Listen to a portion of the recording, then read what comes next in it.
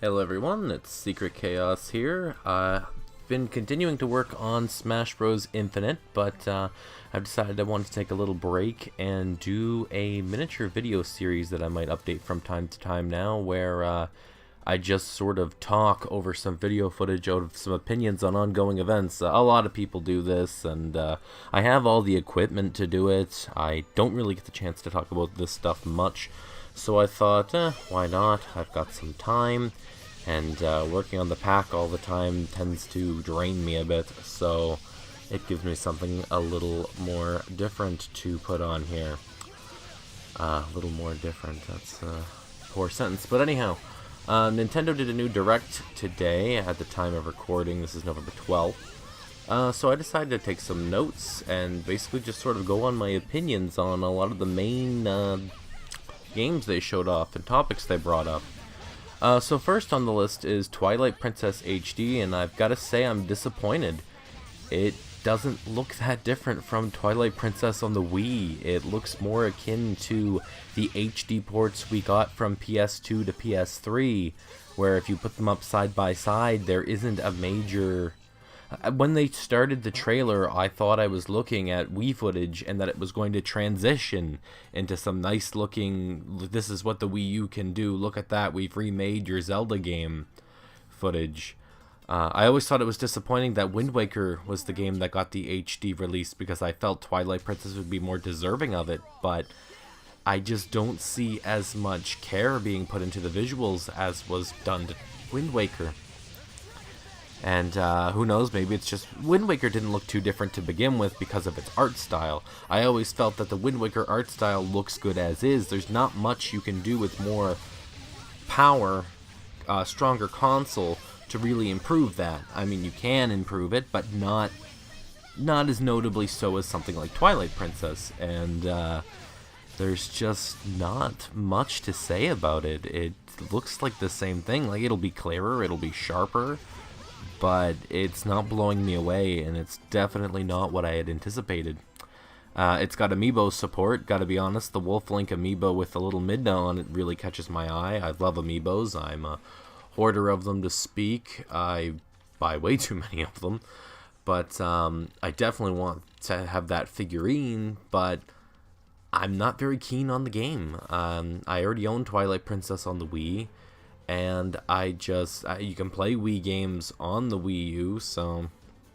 One of the biggest pulls about HD releases for me on the PS3 was the fact that up until the PlayStation 3, I was a hardcore Nintendo fanboy, so I missed a lot of titles on the PS2, on the original Xbox, that received HD ports, and because later models of the PS3 weren't backwards compatible, and Xbox 360s aren't completely backwards compatible, it gave me a chance to play a lot of stuff that I'd missed, so I always thought that was neat to get a bunch of games re-released for about $10 each, or $15 each, I suppose, depending on when you buy it. But a single game being released, whether it be Zelda or not, in its current state, the game itself just doesn't excite me. I'm excited for the amiibo. There's amiibo support being put in, which is good, because I've always felt amiibo support still hasn't reached the potential it could have. But overall, disappointed. They showed Pokemon Super Mystery Dungeon. I love the Pokemon Mystery Dungeon series, but I haven't kept up on it recently. The last one I played was that Mystery of Time or whatever on the DS. I don't remember the exact title. It involved a lot of time travel, and I really loved that game. I like the whole, I believe roguelike is the name of the genre, with the randomly generated dungeons. Not sure if it's quite, I don't know if that quite fits what it is because of the way you save between dungeons and whatnot, but I like the Mystery Dungeon series. I very much enjoy it. It's fun to play. And it's got all kinds of features in it, a bunch of Pokemon, well, I wouldn't say all kinds of features, but it's got all the Pokemon available. It looks solid, but beyond the fact that it looks like a solid 3DS Pokemon Mystery release, there's not much more to say about it. It's nothing mind-blowing being added there. Splatoon looks like it's improved a lot since release. I still haven't hopped on myself, so I don't really know personally. I remember back when it came out, there was a lot of controversy and complaints around the fact that most of the game was locked behind DLC. free DLC, but at the same time, a lot of people weren't keen on picking it up when they knew there was all this content just waiting to be released. It seems now a lot of that has come from behind that wall, so if you were hesitant on it for that reason, I wouldn't say it's a real good reason to stay behind anymore. I definitely want to get on there eventually. I just have so many games to play through that it's not a huge priority of mine, but there's definitely nothing turning me away from it anymore. They confirmed that they're going to be continuing support with free DLC, or as is assumed, for the following year. So it definitely sounds like it's got a healthy life ahead of it. But, so yeah, good news on that front for anyone interested in that. But because I'm still not personally involved, I don't have a whole lot to say about it. They showed a new level that looked really nice, graphically looked impressive. There was a lot of neat little jokes and parodies of artwork thrown in their museum stage, so it all looks pretty good. I don't have anything to complain about there. Mario Maker's just adding a better search function, which is something it desperately needed. Hopefully that also means you can add more description to your levels to make them easier to find in that sense. I like how the autoplay levels and the music levels and whatnot are being split up into their own category. A lot of people like to hit those and play them, but personally, when I'm going to play a Mario level, I think I'd much sooner look for an actual level to play. Though it is neat to watch things like that, how they're put together.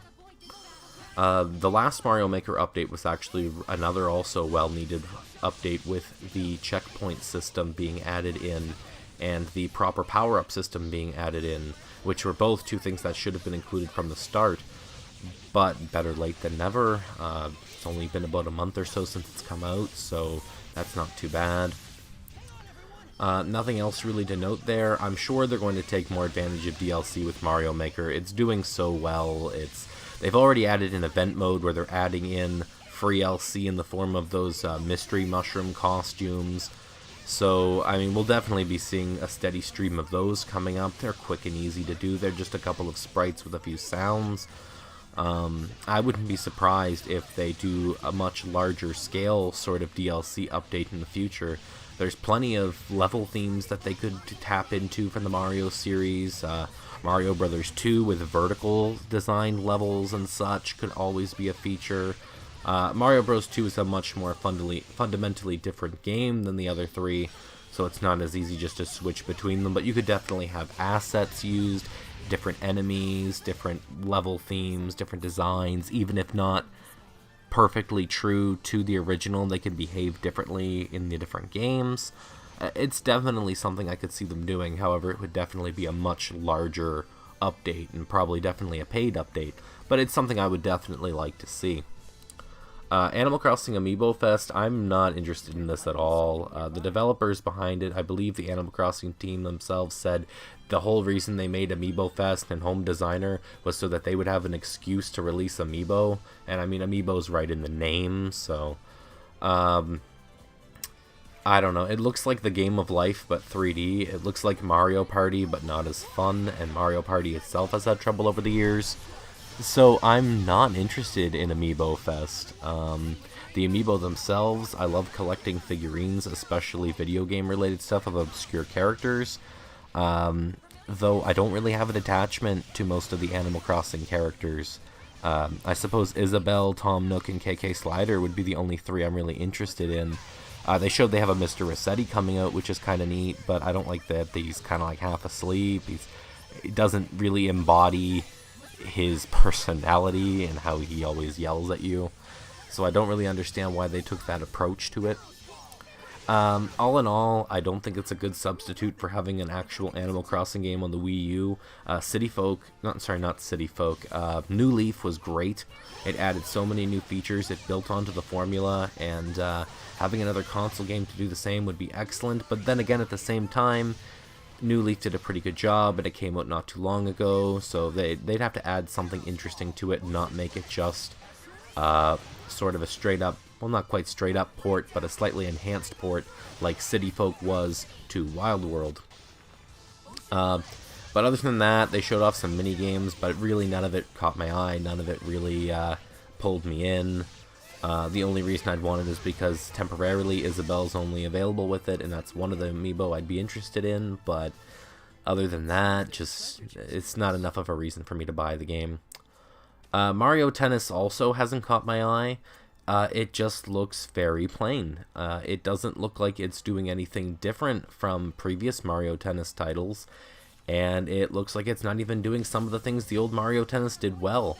If I recall correct, Mario Tennis on the GameCube had all kinds of neat special moves for each of the characters, and I just remember the games are fun. I do enjoy the Mario Tennis games, but I remember the GameCube one having all kinds of neat modes, all kinds of characters, a decent roster of characters. I remember the N64 one having a decent roster of characters even, that were very interesting for the time. Like, Waluigi was a new character then. That was his first appearance.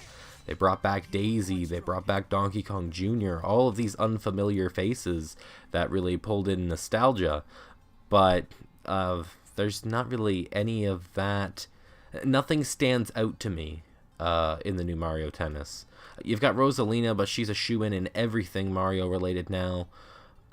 Character-wise, of course, I'm talking. You've got Dry Bowser, and you've got one of them Sprixies from Mario 3D Land, but I don't know, like, I don't really care about that. That's not that interesting. Dry Bowser's pretty cool, but... And then the gameplay itself, it just looks like Mario Tennis again. Like, what's new here to add to it? I do like how they're handling the amiibo support. It does look like it's essentially Smash Bros, the exact same thing, where you train the amiibo, it gets better as you play with it. Except the good thing about Mario Tennis is that you can actually use the amiibo online, which means not just friends who come to your house. The internet has become such a social place for gamers, and I always thought the fact that the Smash Bros. Amiibos didn't have online support was one of their biggest letdowns for me. I don't really have anyone nearby me that cares enough to train them and compete with them or anything like that, but I know all kinds of people online who do. But that's no good to me, so I honestly haven't trained hardly any of my Smash Bros. Amiibo. I really buy them primarily because I want the figurines of those characters as a collection. But I do feel it's a step in the right direction for Amiibo support. I would love to see a fully Amiibo game akin to the way Skylanders and Disney Affinity works, but I don't feel it would be too much of a bad idea anymore. Back when it started, the whole stock crises and whatnot were really making it difficult to get a hold of figurines, and I would have thought it would be a terrible idea then just because of that. But it's pretty easy to get most of the Amiibo now, at least if you're ordering online. If you're desperate to get one, there's very few of them that have extremely high costs to them. I believe Lucina still demands a high amount, Rosalina. The Gold Mario will because it's supposedly only getting the one release. But for the most part, they're all... You can get them close enough to original price, if not $5 or so more. So I feel that issue isn't a problem anymore, and they should really capitalize on it and do something big with it, because Amiibo are a huge seller. They wouldn't be having all these stock issues and whatnot if they weren't. And to have a real strong title to pull more people in, I feel like it would very easily boost that up even further than it already is. And it would definitely make me feel good about this hoard I've amassed. Other than that, they showed off Xenoblade Chronicles X. I haven't played the original Xenoblade, unfortunately. It's a difficult game to get a hold of on the Wii, and it's not enough of a pull for me to purchase a new 3DS. But the new game looks amazing. Graphically, it's extremely impressive. It shows what the Wii U can do. And I love action RPGs. The gameplay looks right up my alley. It definitely looks like something I would very much enjoy playing. I heard there was some controversy over alternate costumes being censored for the North American release, but I can't say that I agree with the people who are upset about that. It's a game rated T for teen. North American culture is much different than Japanese culture. You can't have underage characters being sexualized to that extent and have it be treated as okay around here. I think Nintendo made the right choice in that sense, because I feel if they didn't censor it, there would definitely be a stir to come up from it. I know there's a lot of other Japanese developers and people who localize that don't worry about such things, but I feel Nintendo themselves as a brand worries a bit more about their image. They don't usually do things like that, and I don't think they want to start. So I honestly feel like it doesn't detract from the game. I've seen the difference between the two costumes. I don't feel like it's a reason to complain. Mind you, the new Fatal Frame game that was released is an M-rated title that they censored out, and I feel like that's a little more foolish considering the fact that I assume the main character is a fully grown woman, and the target audience is supposedly adults anyway, so I don't see the issue. One thing I didn't like was the fact that they advertised all of these preload installation packs, basically so you can load the game faster. That worries me slightly. Is there a problem with load times from disk? The Wii U has a very small flash memory on it. It can only hold 32 gigabytes. I'm not sure how big all of those packs were together, but I would assume they would take up quite a lot of your Wii's memory. A lot of the space on there. I know Nintendo can support external hard drives pretty easily, which is good, but that's still, it's not something I like to see. When I buy a game on disc, I buy it not only to own it on my shelf, but with the convenience of it not having to eat away at my hard drive as well. The PS3 bothered me a lot when it had so many games that required full disk installs, where I would have to delete games when I was done with them, then reinstall them if I wanted to play them again. That was a major pet peeve of mine, and I don't see Nintendo doing it too much, but it's still something I'm not fond of when I see it come up. I know the PS4 and Xbox One do this a lot as well. However, with the games I've installed on the PS4 via disc, the installations have been lightning fast, maybe 5 minutes at most to install, like 20 to 30 gigs, and it's made me a lot less wary about it with at least that console, because I know if I have to reinstall something, it's not going to take too long, whereas back on the PlayStation 3, I could be waiting 10 or 20 minutes or more before I could start playing the game. But anyhow, I'm moving a bit away from the topic here. Not too fond of seeing that as a thing, but it's only one game. I'm sure it's not too big of a deal, and they aren't required, but the fact that they're pushing them at all makes me feel as though you'll be better off with them. There's this new Nintendo badge game that was released. Honestly, not fond of this at all. You're paying $1 to get images to stick to your menu screen on blank title slots. Why? I don't see the point.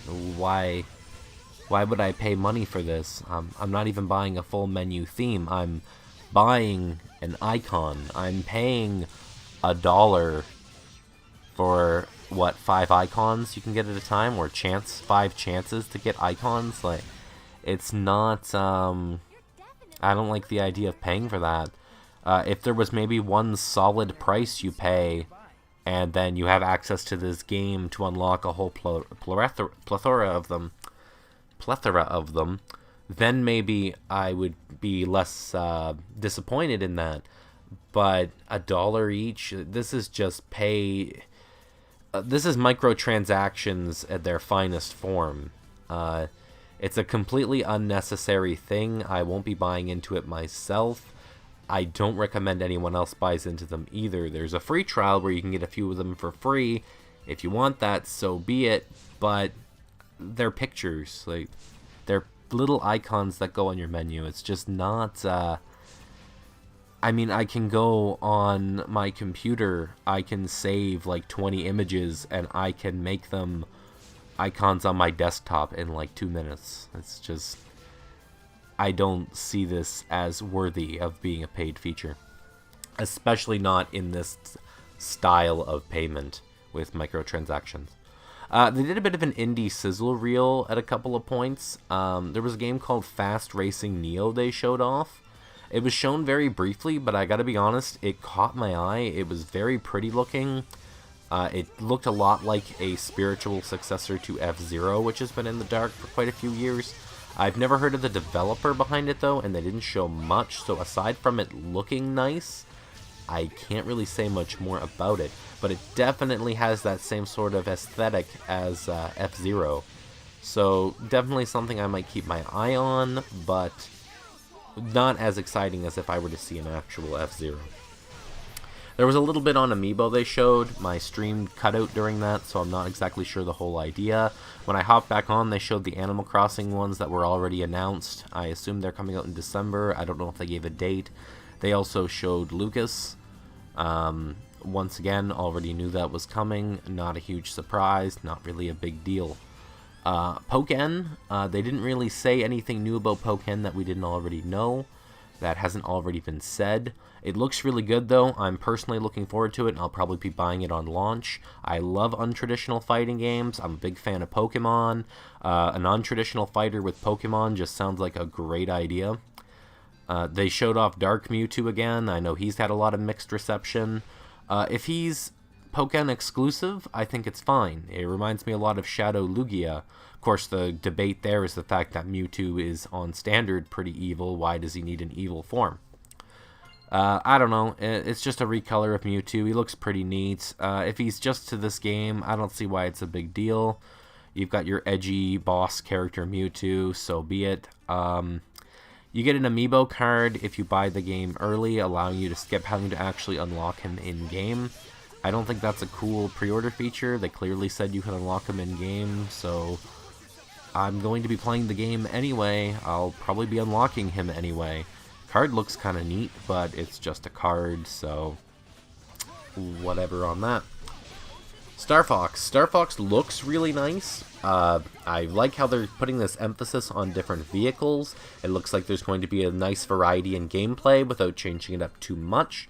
The only thing that worries me about Star Fox, it looks great. It looks like the next Star Fox game everybody's been waiting for, but they're putting a heavy emphasis on this new control. They're finally using a game to show off what this Wii U gamepad can do, and I feel like we've needed that outside of Nintendo Land for a long time now, and now that they're finally doing it, it's good that they're using Star Fox because it's a well-known character, a well-known series to sell it and to put these controls in people's hands.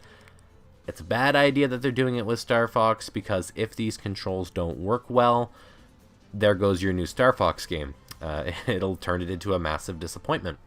I know Star Fox on Star Fox Command on the DS used unconventional controls, and I was never very fond of those. And to see Star Fox on the Wii U doing the same thing has me cautious. I feel like it can go either way, and I feel like I won't know personally how it goes for me until I'm actually playing it, because controls are something you really don't have an idea of until they're in your hand. Someone can explain them and tell them to you and show you video as much as you want, but you won't really know what it's like until you're actually doing it yourself.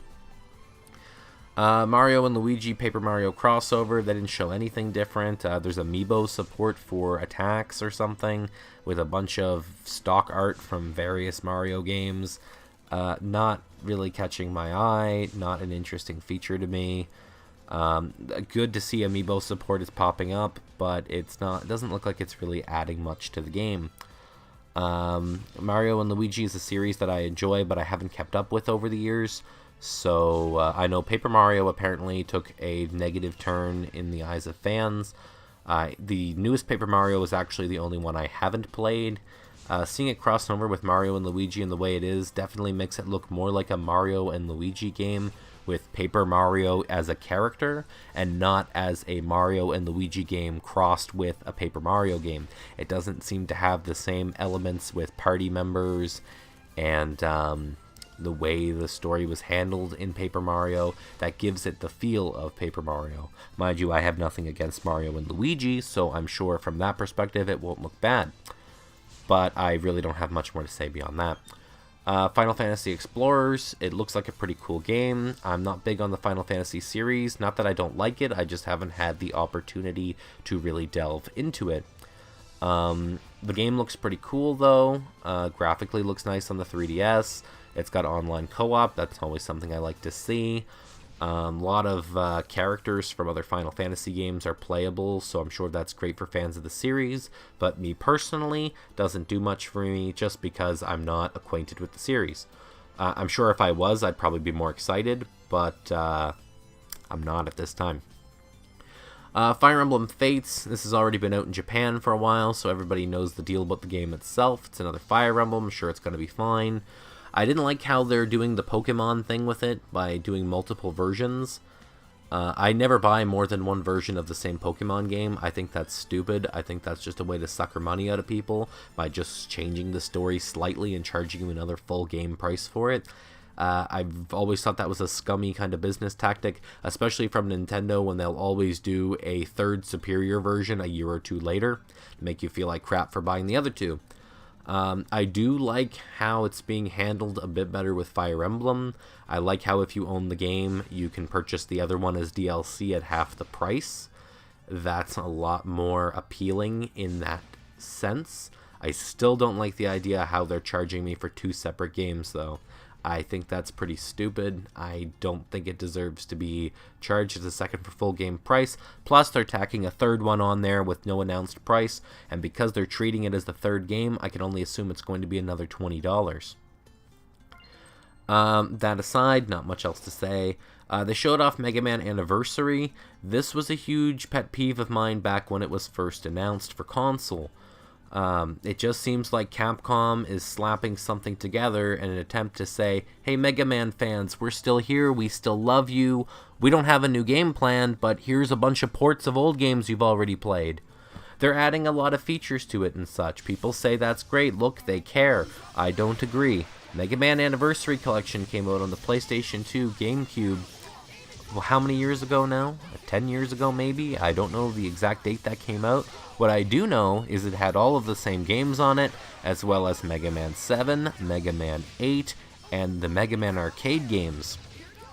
So there was more games on it, plus there was developer commentaries, interviews, there was all kinds of concept art, there was music. I believe the PS2 version had even more features on it. I think there was possibly a bit of some anime or something on it. I don't remember for sure, so I don't want to say. All I know is there was a ton of extra features on those and more games on those, and they came out a much longer time ago. You can still get the PS2 version for under $20, so I don't see anything justifying me to buy this version. It's in HD, so what? It's 8-bit, it's NES.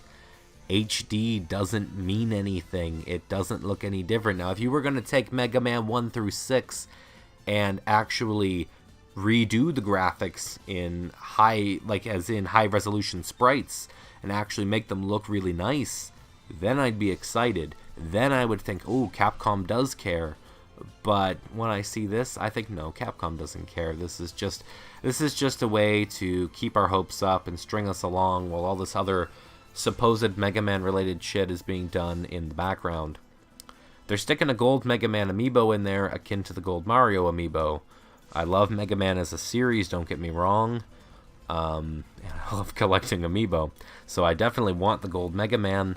Whether I want it enough to go and buy this collection, I don't know. It's a little more appealing on portable because of the fact that you can take all the Mega Man games on the go 1 through 6. But I don't know what the price is on that, especially not with the bundle with the collector's edition they hinted at there. And I don't know if that's going to justify it, considering I don't do a lot of portable gaming personally. But definitely, if you are interested in the collection at all, I'd say the 3DS one's the way to go if you care to play it portably. Whereas if you're playing it on console, you're better off just looking into the PS2 one if you have access to play it. I don't mention the GameCube version there because I believe that's hit astronomical prices and isn't worth it. Pokemon Red, Blue, and Yellow are getting a port to the 3DS on Virtual Console. They've got a nifty feature with an emulated link cable through local wireless. I think that's pretty neat. A bit disappointed that it's not Wi-Fi, but at the same time that would require a lot more interface setup and would probably be unfeasible without heavy modifications. Emulated link cable is really neat. At the same time, if anyone has played the original Pokemon Red, Blue, and Yellow recently, you would know that they are the original Pokemon games. They are nostalgic. Beyond that, you're probably better off playing Fire Red or Leaf Green. It's been a long time. Pokemon's come a long way, whether you're Gen 1er, as they call them, or not. just the mechanics of the game have been improved by a long shot. There's this huge list of all of these glitches and problems with the original 2 Pokemon games. I'm not sure if Yellow fixed those or not. That just show all of these terrible issues they had that are always completely ignored, because we tend to look at these through nostalgia goggles, and I don't know, like, it's great for nostalgia. I hope they're not charging too much for them, because I honestly don't feel they're worth too much, but it's Pokemon, the name will sell. I personally won't be getting them. I don't have a reason to replay the original Pokemon games. They're very slow, they're very dated, they're, I would much sooner play at least the next gen up, or the Game Boy Advance remakes, since it's the same general game but with the improved engine of the later games in the series. So I don't feel it's necessary, but at the same time, it's a quick, simple thing for them to do. From a business perspective, it's a really good thing. From a me perspective, I don't really care. Hyrule Warriors is coming to 3DS. It's disappointed me since it's been announced. Why? I'm not really a portable gamer. I do have a 3DS, but I don't give it much time. Hyrule Warriors is one of my favorite titles on the Wii U. I haven't played a whole lot of the Warrior series. I played a bit of Sengoku Basara, which is the same idea. I really do like the gameplay. It's simple. It's a fun time waster. It's fun to play with friends in co-op. I love all these new features they're adding in. The gender-bent version of Link got revealed as Linkle. She was originally shown as concept art that never came to be. And I know a lot of fans passed that around and talked about that, and I feel sort of like the fan reaction to it is what brought it to be an actual thing now. Honestly, everything they're adding in this looks great. I love all the new characters they're putting in. I love how they seem to be actually putting in a new storyline and new single-player levels, which I assumed the DLC was going to add, and was very disappointed when it didn't on the Wii U version. Only thing is, I'm not interested in playing it on a portable. If they were going to release all these new features as an expansion pack to the Wii U, I'd be very excited. I'd hop right on, my money would be out the window. But I don't really want it on 3DS. I don't think I would enjoy it as much on a portable when I know there's a version that looks and plays a lot better right there on my console, but is missing all these extra characters and levels. So I really hope they'll put in a way to either purchase those through DLC or something to that effect. But until that comes along, I don't really know how to feel about that. A bit of a disappointment to me, almost like a slap in the face whenever it comes up. They showed 2 Dragon Quest games are getting localized. I haven't played a whole lot of the Dragon Quest series. I played a bit of it on DS. It's pretty fun, but I have no opinion. Mighty No. 9 was shown as part of that indie sizzle reel. It looks like it's received a graphical tune-up since the last time they showed it off, which is good. A lot of people complained about that. A lot of people, myself included, were misled by the original concept art into thinking it was going to be stylized 2D. But the character models themselves still look pretty poor, but the environments definitely look improved. I'm thinking the gameplay is going to be pretty good. I've heard people complain that it's not like Mega Man. It plays a lot different than Mega Man, and if you're going in expecting a one-to-one Mega Man experience, you'll be disappointed. Because of that, I won't be going in expecting that. I'll just be expecting a fun platformer, and I think as that, it'll probably be pretty good. It's not coming out till February now, though, so it'll be a while till that comes about.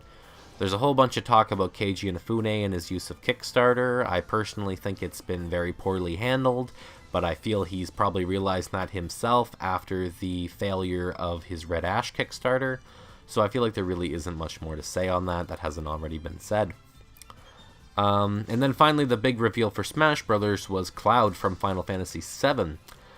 Immediately, I've seen mixed, straight down the middle, with either people loving this or absolutely despising it. And I see where both sides come from. Cloud is a very popular character. Final Fantasy is a very popular series. I know there's been a huge fanboy, at least, demand for him to be in Smash, at least back to the beginning of the Brawl modding community. I know that Cloud was one of the first fully put together character mods in the sense that he had a full moveset with unique animations, and an actual model, albeit primitive for the time with what was able to be done in the modding community. It was a really well put together package. Now, I don't exactly feel personally that Cloud really fits in Smash Brothers just because Final Fantasy VII doesn't really have much of a presence on Nintendo at all. Final Fantasy, outside of spin-offs, has not had a presence on Nintendo since the Super Nintendo. All main series Final Fantasy's games have been either Sony or Xbox. Nintendo hasn't gotten one forever. And I suppose you could attribute that in the Wii life cycle and now to the fact that the hardware is behind. But, I mean, the Nintendo GameCube, there's not a whole lot of an excuse there. The Nintendo 64 is a whole different story altogether when compared to the PlayStation, so I don't say much about that. But it's just an odd character to pick. There's definitely fan demand, but I just don't feel that it's the same way I sort of feel about Ryu. Street Fighter hasn't had a main Nintendo game since the Super Nintendo. The closest thing in recent memory you can count would be Street Fighter 4 on 3DS, which was a very obscure, very small release and quickly outdated by later releases of Street Fighter 4. And then you could say Tatsunoko vs. Capcom on the Wii.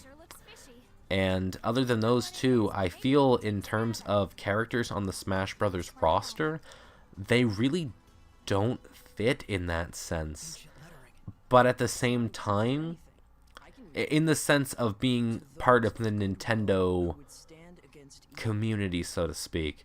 But at the same time, I feel like in terms of the kind of characters they are, with Ryu being a fighting game character, he fits to be in it as a fighting game with Capcom's involvement. Like, there's a connection there that I feel like, alright, that's okay.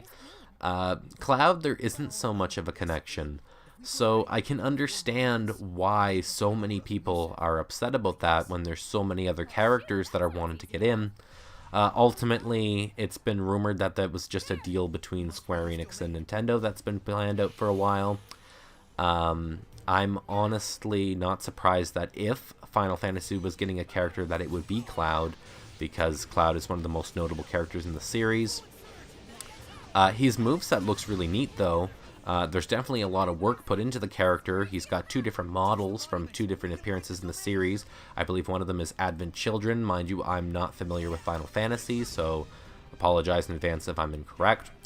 But he's got a pretty diverse looking moveset. He's another sword wielder, which isn't too interesting, but it looks like he has a limit break gimmick that's involved in some way.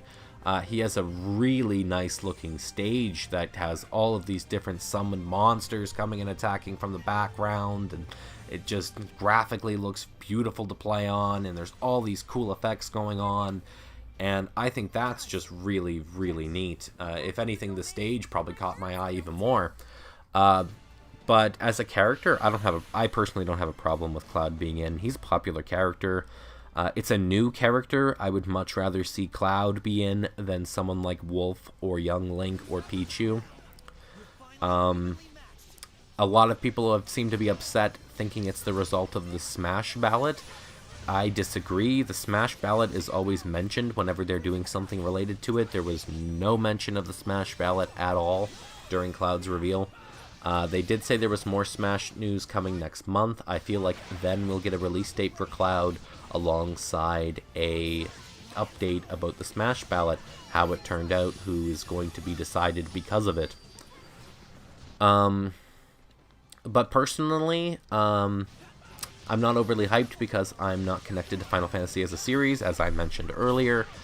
But I'm not disappointed either. I'm sure it'll be a great addition to the roster. I'll be purchasing it for sure with that really neat looking stage coming alongside him. It's definitely better than seeing more Mii costumes, which I'm horribly, horribly against. I just don't care for that at all. But it looks like he's got some neat moves planned in. He does a lot of cool stuff. I don't think it's going to be a bad thing at all. And with that wrapped up the Nintendo Direct. So I went on a bit longer about this than I thought I was going to actually. Luckily I recorded a lot of footage. The gameplay that I'm going to have in the background here is Tales of Zestiria, being played on the PlayStation 4. I recorded that with my Elgato capture card because it's one of the few PlayStation 4 games that does not like to be recorded on the PlayStation itself. So yeah, I'm going to probably try to do one of these maybe once every couple of weeks. Basically, whenever something comes up that I feel like I have enough to talk about to be worth talking about. I was trying to think of something today. There's a few other topics I wanted to talk about. One of them is fanboyism, but I really didn't want to start with that because I feel like it's going to upset a lot of people with what I have to say. I thought of some other stuff too. Amiibo in general has been a thing I wanted to talk about, but I think I kind of summed up my thoughts in this. There's always stuff about Nintendo popping up. I'm at heart a diehard Nintendo fan, so whenever news comes up, it always catches my eye. Mind you, over the past few years, since I've become more multi-platform, I'm also very critical of Nintendo, so I feel like there's a lot I have to say there. So I want to do some more critical stuff as well. I don't know if I'm the most suited to really go over a lot of things, though, which is why I find it difficult to pick a topic. But I'll probably make it a regular feature every now and then as something for me to do in my free time. It's something that's easy to do, it's relaxing to do, and it's fun to do.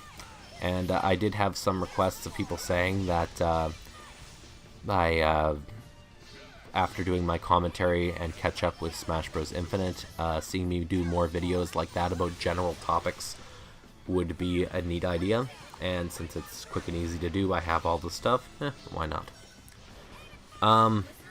So one final note before I go, in terms of Smash Bros. Infinite, I doubt anyone interested has probably stuck along to the end to hear about it, but it is still in the works. I spent a lot of time expanding the costume selection. I've rearranged all of the basic character cosmetics, which took a long time to set up, but I've given everybody about 4 new costumes each. So there's a lot more variety for the original cast. Gives you a little something different to use if you don't want to use a new character. I've been trying to include a 3rd set of stages, but that has gone downhill. I may be able to through a bit of a more complicated method involving different button presses, but I kind of want to stay away from it if I can. It'll also require a lot of SD card space, meaning an 8GB card will likely be the norm required if you want to access those. I put a lot of work setting it all up before making sure it was all good to go, so I actually do have the 3rd set of stages completely set up and ready to use. Just inaccessible at the moment because I didn't test through the code that I use and ended up having a terrible bug. So whether I actually go ahead and add that in or not, I'm not sure. I'm putting it on hold for now. I'm going to focus on doing a few more costume updates for the newly added fighters. I then want to switch out some of the current fighters for some different ones. I wanted to update Goku to Kaliking's updated moveset for him. It looks a lot more polished than the old one. I haven't actually played around with it yet, but I've been getting a lot of requests for it, so I will be looking at implementing it. And other than that, I am returning to college in January, and when that happens, I won't be working on the pack as much anymore. I will likely still do little videos like this, because they're a lot easier to do. Gameplay is just me playing around, having some fun in my free time. Videos are something I can talk over quietly at night. It's relaxing for me just to go over thoughts. It's something that is a lot more enjoyable and a lot more easy to do than just the pack setup. So it'll be more manageable for me in the coming months. But I will still try to do small updates. If moveset updates come about that are really big, I'll try to squeeze them in when I have time. But I don't think you'll see a major update from me again like the next update I do will be. There won't be any new additional fighters added because I have hit the limit for that. But I am going to switch out some that I'm less fond of. Nero has a glitch with assist trophies. He can't use them at all, and I don't like having anything in the game that's broken like that, which is disappointing because I put extra work into Nero to fix up his bullets and some other things, but I'll probably be taking him out And young Link is the other one on my mind because he's just too similar to Link. Anyhow, that's it for this video. If you managed to sit through the whole thing, I'm proud of you. I probably wouldn't have the patience to do it myself. But I hope you enjoyed that. Share your comments and your opinions below. If you agree with something I said, let me know. If you disagree, let me know why. I'm curious to see what everyone has to say. Try not to get too aggressive with me now, each to their own. I know I have a lot of negative opinions at times, but I'm just, it's nice to have a bit of a discussion going, and it gives me something to talk about in the future. So thanks very much for watching, and I'll have more of these planned for the future.